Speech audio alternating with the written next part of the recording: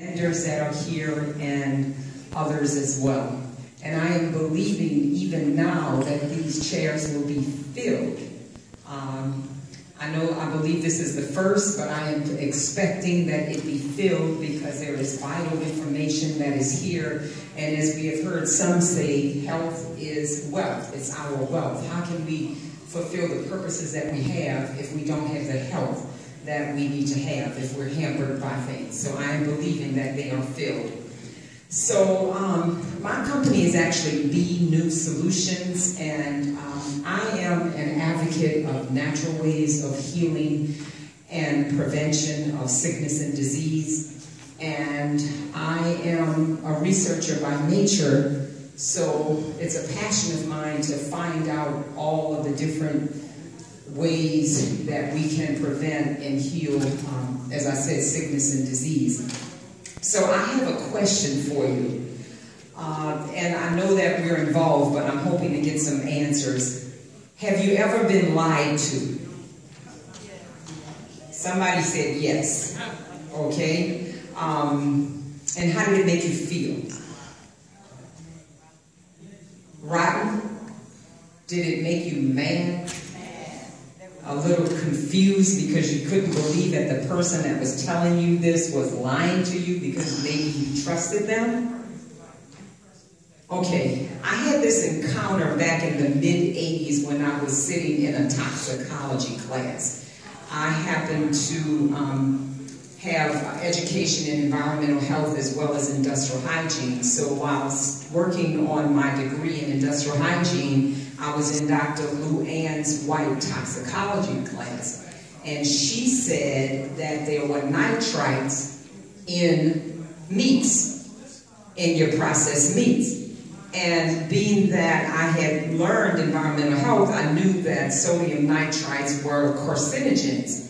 So I'm listening to her tell me this, as well as talk about Teflon lined cans. And I knew about Teflon and other plastics being endocrine disruptors, and we know what the endocrine system is. It's what all of our glands are a part of. So if it disrupted the endocrine system, then that's a problem. So I'm sitting here listening to her say that something that I had been purchasing for myself and my family was carcinogenic, meaning a cancer-causing agent. And I'm like, no. That can't be so. How could you be telling me that? I live in a country where we have the Food and Drug Administration, where we have the United States Department of Agriculture, and they're protecting us. So how is it that you can be telling me that it is allowed in stores to have nitrites in your hot dogs, luncheon meat, smoked sausage? I'm from Louisiana, so we make gumbo. So we had our Dewey sausage, hot sausage, smoked sausage, boudin, all this other stuff. How is it that you could be telling me that these foods are cancer-causing agents and they're allowed to, number one, be marketed, and then it's okay for me to buy it?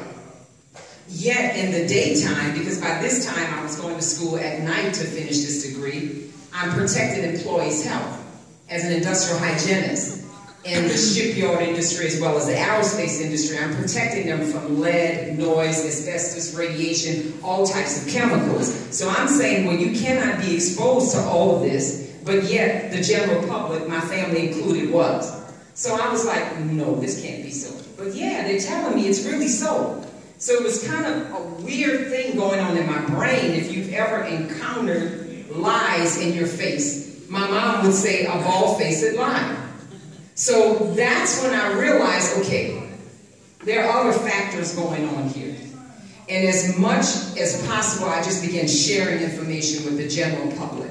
Because if I didn't, I wouldn't have had a peace about it. So I just began sharing, hey, did you know about this? Did you know about that? Did you know that if you drink more water, this will happen? So on and so forth. And I have been on a mission.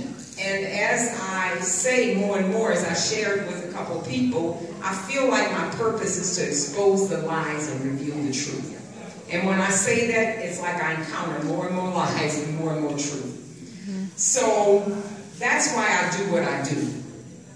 And there's a better way. And I say that to encourage you, to give you hope. You know, our Bishop Stephen A. Davis has been talking about hope. Do you all recall some of the things, those of you that are members, what he's been saying?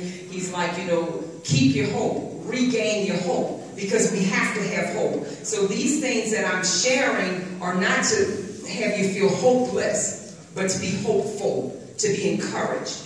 It is quite unfortunate that these many wonderful people in here, Dr. Harper and our nurses and our other physicians and healthcare people, they really have a heart to help and to heal, which is a great blessing. So I thank you for opening up this opportunity. The unfortunate thing is that there are individuals and companies, because of greed, they have kept back a lot of information. They hide information. I was at a conference a couple of weeks ago, and at this conference there was this investigative reporter that shared with us, and she put a collage up of about 73 natural practitioners who mysteriously died. And this is real true. This is real stuff. I mean, they either, quote unquote, committed suicide, they, you know, just died, they had some kind of weird accidents, because they were healing people naturally of cancer and other types of sicknesses and diseases. This is real stuff.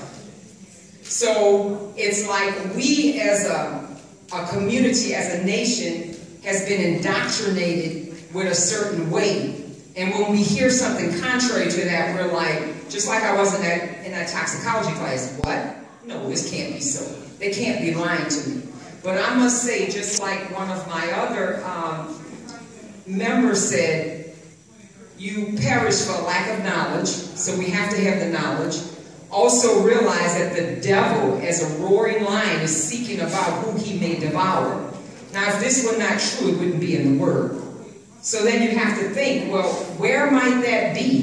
Where might the manifestation of the devil as a roaring lion be? It could be in health. It could be in the economy. It really could be with just a misinformation. There is a book by Carter G. Woodson called The Miseducation of the Negro. Could it be that we're miseducated as a community? We're miseducated as a whole medical community?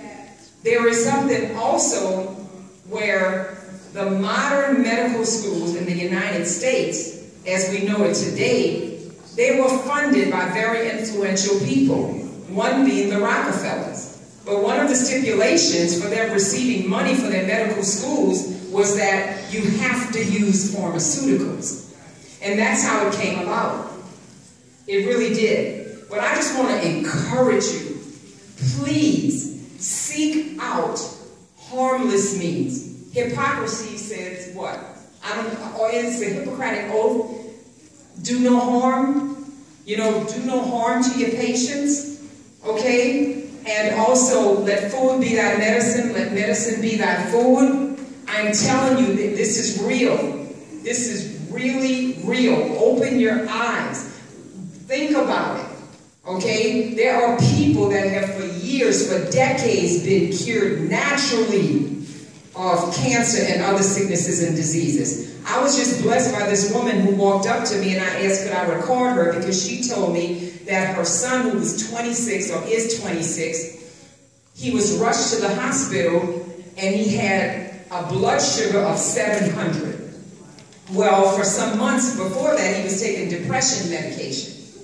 And the son was then on insulin. He was taking insulin maybe 2 or 3 times a day. And the son said, Mom, I can't continue like this. I can't keep pricking my fingers to get my blood sugar is, and then sticking myself with insulin. I can't. So they went to Sprouts. She said when she got to Sprouts, there was somebody that came around that said that he was an herbalist, and he told her what to do.